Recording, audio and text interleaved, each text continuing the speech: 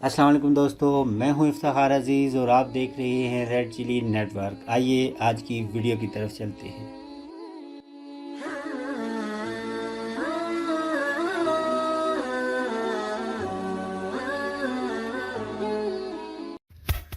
وہ عالم اسلام کا ایک نامور سلطان تھا۔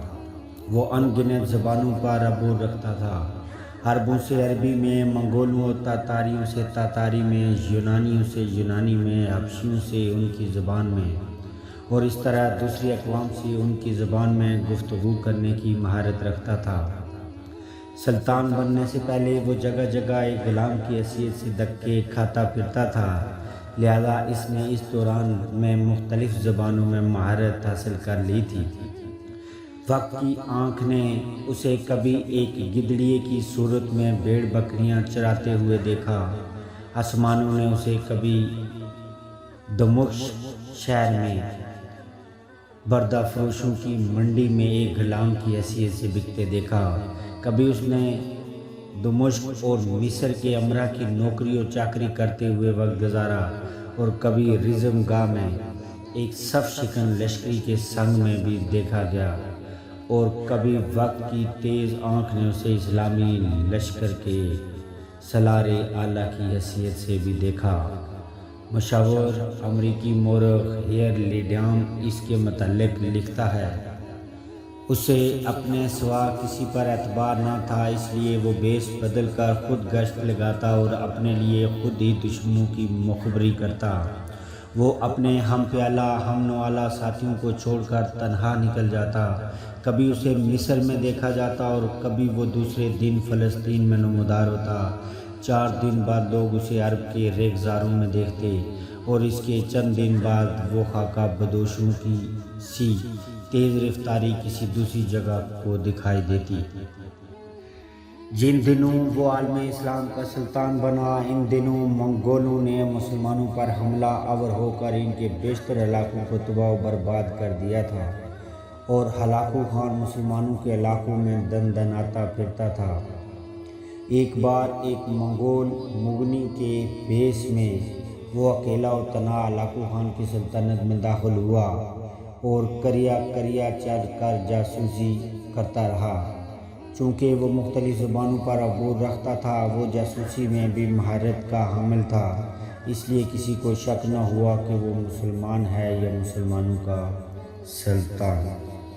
ایک دن اس نے منگولوں کے ایک شہر میں ایک دکان میں کھانا کھایا اور اپنی انگوٹھی جان بوجھ کر ایک محفوظ جگہ پر رکھ آیا۔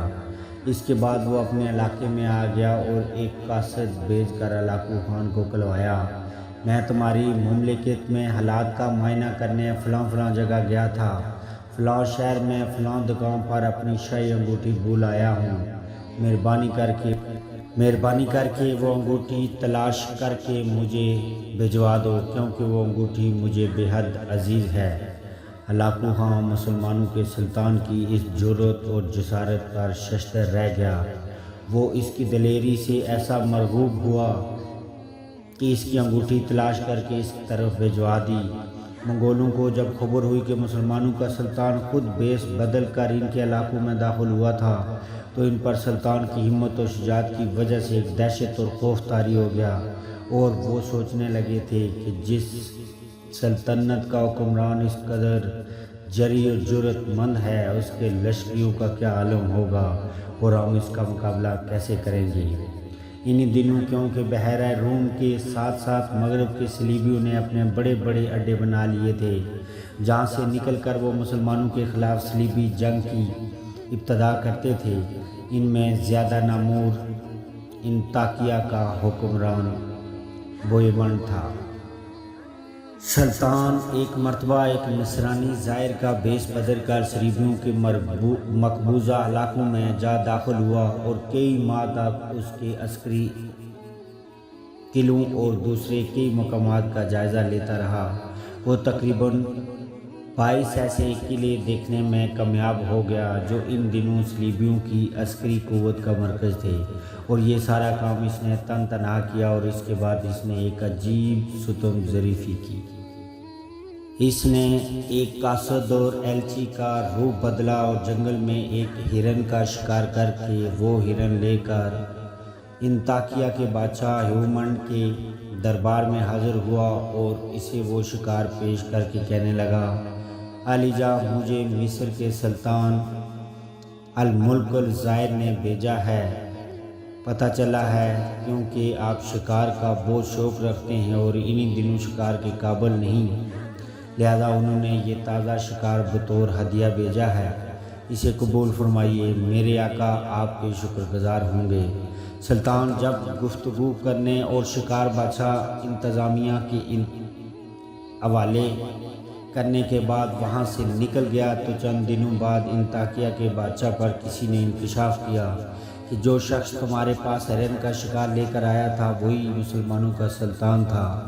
اس انکشاف پر نصرانیوں کے بادشاہ ہیومنڈ پر خوف اور لرزہ طاری ہو گیا تھا۔ ایسے ناقابل یقین مارکے سر انجام دینے اور عین الجلود پر پہلی بار منگولیوں کو عبرتناک شکست دے کر مسلمانوں پر اپنی دہشت کا سکہ جمانے والے منگولوں کو سرے بازار گھما کر ذلت و رسوائی عطا کر کے خوف و دہشت کا غلبہ ظاہر کرنے والی اس نادر و نایاب اور جاہ و جلال کی مالک شخصیت کا نام تھا رکن الدین ببرس۔ رکن الدین ببرس منگولوں کی فتوحات اور مسلمانوں پر مظالم ڈھا کر اپنی دہشت کا سکہ جما کر حکومت کرنے والے ہلاکو خان کے متعلق کہا کرتے تھے، وقت آنے پر ہم ان کو بتا دیں گے کہ اللہ کے لیے لڑنے والے کبھی شکست تسلیم نہیں کرتے۔ اور پھر وقت نے ثابت کیا کہ سلطان رکن الدین ببرس اپنے قول و قرار کا کس قدر پاسدار تھا۔ باوجود اس کے کہ دیگر نامور اسلامی شخصیات کی طرح تاریخ سے اس ذہین و فتین اور دلیر اور بے باک ہستی کے نقوش بھی ایک منظم سوچ و سائنس کے تحت بڑی سنگ دلی، مہارت اور عیاری سے ممکنہ حد تک مٹا دیے گئے، لیکن کچھ مدم نقوش ابھی بھی سلامت ہیں۔ دوستو، یہ وہ ہستی تھی جس نے منگولیوں کو اور ہلاکو خان کو تگنی کا ناچ نچایا اور مسلمانوں کو فتح یاب کرایا۔ اللہ تعالیٰ سے دعا ہے کہ اللہ کرے اس وقت بھی ہم مشکل میں ہیں، ہمارے ہاں ایک ایسے سچے سلطان کی ضرورت ہے جو رکن الدین ببرس جیسا کردار رکھتا ہو۔ اپنا بہت خیال رکھیے گا، آگے پھر نیک اسی عنوان کے ساتھ آپ کی خدمت میں حاضر ہوں گا۔ اللہ حافظ۔